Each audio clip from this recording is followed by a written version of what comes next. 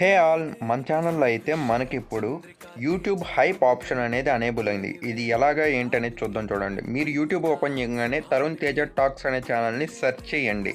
So search చేయగానే మీకు 1000 subscribers ఉన్న ఒక ఛానల్ అనేది వస్తుంది. ఇదే మన ఛానల్.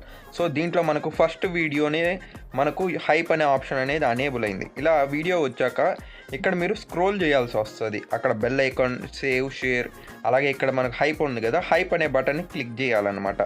ఇలా హైప్ క్లిక్ చేయడం వల్ల ఏమవుద్దంటే జస్ట్ మన వీడియో అనేది ఇంకొకరికి సజెస్ట్ అవుద్ది. ఇది మీకు వారానికి 3 సార్లు అనేది వస్తుంది. సో ఇప్పుడు మీరు సెకండ్ టైం కూడా ఇలాగే వీడియో క్లోజ్ చేసి ఆన్ చేశారనుకోండి, మళ్ళీ ఇక్కడ కామెంట్ బాక్స్ స్క్రోల్ చేస్తే హైప్ వస్తుంది. మళ్ళీ హైప్ అలాగా ప్రెస్ చేయండి.